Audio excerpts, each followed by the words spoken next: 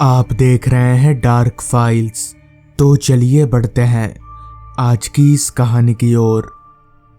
मेरा दोस्त विजय और मैं, हम दोनों बहुत दिनों से कहीं घूमने जाने का प्लान कर रहे थे, मगर हमें समझ नहीं आ रहा था कि जाए कहाँ।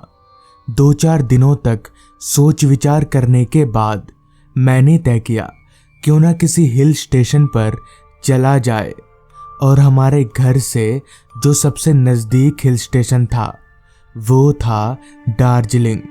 ना तो मैं कभी दार्जिलिंग गया था और ना ही विजय, जिस वजह से हमने वहीं जाने का फैसला किया।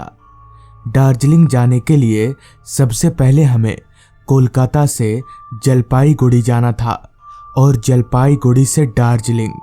तो प्लान के मुताबिक हम दोनों ने ठीक वैसा ही किया।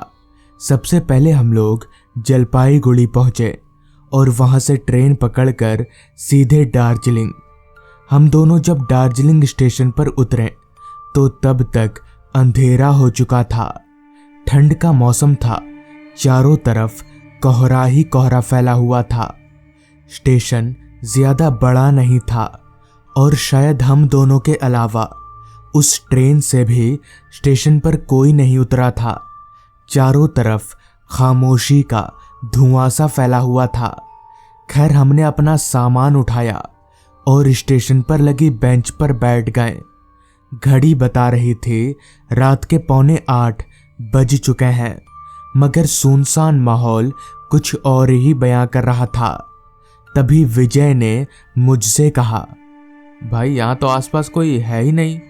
इस पर मैंने कहा, हाँ यार, यहाँ तो कोई नजर ही नहीं आ रहा, पता नहीं ऐसा क्यों है। इतना कहकर मैंने फिर से एक दफा पूरे स्टेशन का जायजा लिया, मगर सच में वहां कोई नहीं था।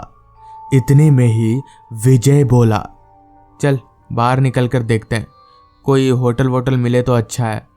विजय की बात सुनकर हम दोनों ने अपना सामान उठाया और स्टेशन से बाहर निकलने लगे। चलकर जब हम लोग स्टेशन से बाहर निकले तो बाहर का माहौल देखकर हम और भी ज्यादा चौंक गए, क्योंकि बाहर अंदर से भी ज्यादा खामोशी पसरी हुई थी। दार्जिलिंग के बारे में अब तक मैंने जितना सुना था वैसा कुछ देखने को मिला नहीं था, जिस पर मैंने विजय से कहा, भाई ये दार्जिलिंग ही है ना? इस पर विजय ने हंसते हुए कहा, हाँ भाई ये दार्जिलिंग ही है। दरअसल आज ठंड बहुत ज़्यादा है, इसलिए भी हो सकता है कि आज कोई बाहर नहीं दिख रहा हो।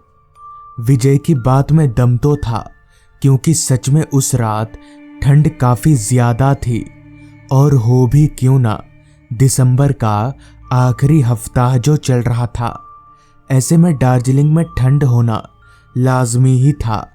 खैर, हम दोनों ठंड को नज़रअंदाज करके किसी होटल वगैरह की तलाश में लग गए। स्टेशन के पास 1-2 होटल तो थे, मगर जब हम कमरा बुक करने के लिए होटल के अंदर गए तो पता चला कि सारे के सारे कमरे पहले से ही फुल हो रखे हैं। हमारी परेशानी और भी ज़्यादा बढ़ गई। समझ नहीं आ रहा था कि अब इस ठंड में रात कैसे गुजरेगी। हम दोनों ने मिलकर तय किया कि हम यहाँ से थोड़ा आगे जाएंगे। हो सकता है स्टेशन के पास के सारे होटल फुल हों और आगे जाकर हमें कोई खाली कमरा मिल जाए। यही सोचकर हम दोनों रास्ते पर आगे बढ़ने लगे, मगर स्टेशन रोड से थोड़ा आगे जाते ही बड़े लंबे पहाड़ों के अलावा और कुछ भी नजर नहीं आ रहा था। पर फिर भी हमने चलना नहीं छोड़ा, हम आगे बढ़ते रहे।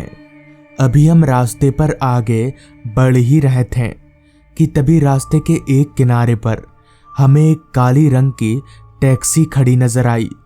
उस टैक्सी को देखते ही विजय ने मुझसे कहा, भाई ये टैक्सी वाले से पूछते हैं आसपास कोई होटल है या नहीं।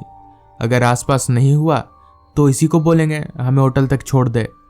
विजय की ये बात मुझे ठीक लगी, लिहाजा हम दोनों चलकर उस टैक्सी के करीब गए तो पाया कि टैक्सी के भीतर एक आदमी बैठा हुआ है। वो आदमी बस यूं ही चुपचाप टैक्सी में बैठा हुआ था। उसके शरीर में कोई हरकत नहीं हो रही थी। तभी मैंने उस टैक्सी वाले से कहा, भैया यहाँ आसपास कोई होटल है क्या? आवाज सुनकर वो टैक्सी वाला बिना मेरी ओर पलटे ही बोला, नहीं, आसपास कोई होटल नहीं है, जो है सब भरे पड़े हैं। उस टैक्सी वाले की बात सुनकर मेरे बगल में खड़े विजय ने उससे कहा, पर कोई तो होटल खाली होगा, आप जरा हमें वहां तक पहुंचा देंगे? दूर भी होगा तो चलेगा। विजय की बात सुनकर टैक्सी वाला कुछ सोचने लगा और थोड़ी देर कुछ सोचने के बाद उसने कहा, आइए गाड़ी में बैठिए। इतना कहकर उसने गाड़ी के दरवाजों को अनलॉक कर दिया, जिसके बाद विजय उसके बगल वाली सीट पर और मैं गाड़ी के पीछे वाली सीट पर जाकर बैठ गया। हमारे बैठते ही टैक्सी ड्राइवर ने गाड़ी को आगे बढ़ा लिया और हम निकल पड़े किसी होटल की तलाश में। रात हर पल गहराती जा रही थी। जहां थोड़ी देर पहले तक घड़ी में 7:45 बज रहे थे, वहीं अब वक्त हो रहा था रात के 8:45 बजे का। रास्ते पर हमारी टैक्सी के अलावा दूसरी कोई गाड़ी नजर नहीं आ रही थी। ऊपर से हमारी टैक्सी फिलहाल जिस रास्ते पर चल रही थी, उस रास्ते को देखकर ऐसा तो कतई नहीं लग रहा था कि इस रास्ते पर कोई होटल मिल भी पाएगा।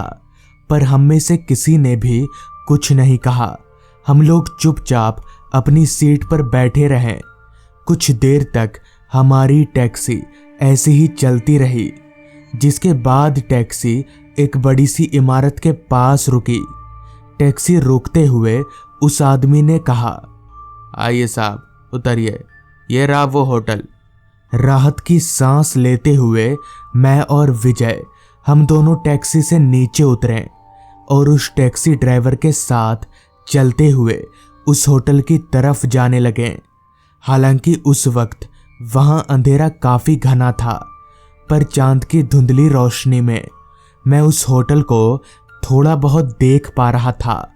वो होटल बिल्कुल काला पड़ा हुआ था, जैसे यहां कभी आग लगी हो। खैर मैंने कुछ कहा नहीं।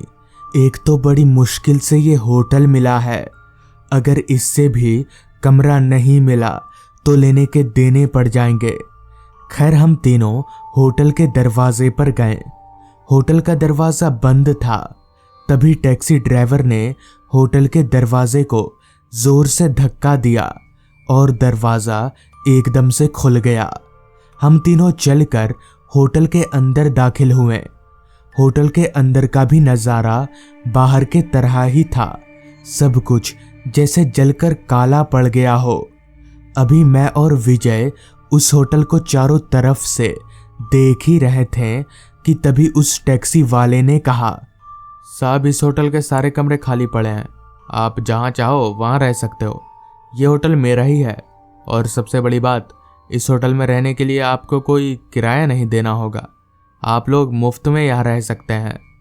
हालांकि अगर उस होटल का किराया होता तो भी हम लोगों के लिए कोई बड़ी बात नहीं थी, और अब जब उस होटल का किराया नहीं है तब तो हम लोग रहेंगे ही रहेंगे। लिहाजा हम दोनों पास ही के एक कमरे में चले गए और अपना सामान कमरे के एक कोने में रखकर पलंग पर पसर गए।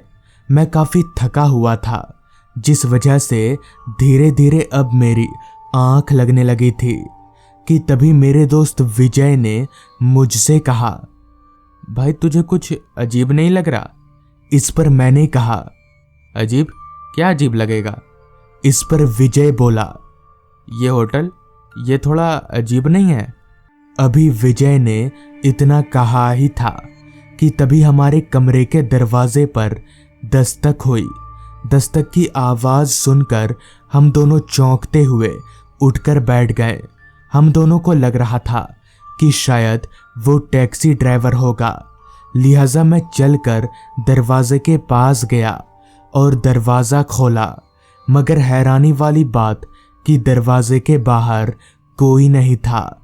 मगर जैसे ही मैंने दरवाज़ा खोला कि तभी मेरे कानों में एक अजीब तरह की आवाज़ आने लगी, जैसे कुछ लोग आपस में बात कर रहे हों। मैंने ये बात विजय को बताई तो उसे भी वो आवाज़ें आ रही थी, जिसके बाद हम दोनों कमरे से बाहर निकले और उस आवाज़ का पीछा करने लगे। उस आवाज़ का पीछा करते करते हम लोग एक कमरे के पास पहुँचे और जब उस कमरे के की होल से मैंने अंदर झांका तो मेरी रूह कांप गई, क्योंकि उस कमरे के अंदर कुछ ऐसे लोग मौजूद थे जिनमें से किसी का पेट कटा हुआ था तो किसी के पैर नहीं थे और किसी की तो आंतें बाहर निकली हुई थी। उन सभी के चेहरे काफ़ी ज़्यादा भयानक थे। विजय भी ये सब देखकर काफ़ी ज़्यादा डर चुका था। हम लोगों को ये समझ आ चुका था कि ज़रूर दाल में कुछ काला है, लिहाजा हम लोगों ने उसी वक्त वहाँ से दौड़ लगा दी। भागकर हम लोग वहीं रुके जहाँ हमें 3-4 लोग नजर आए।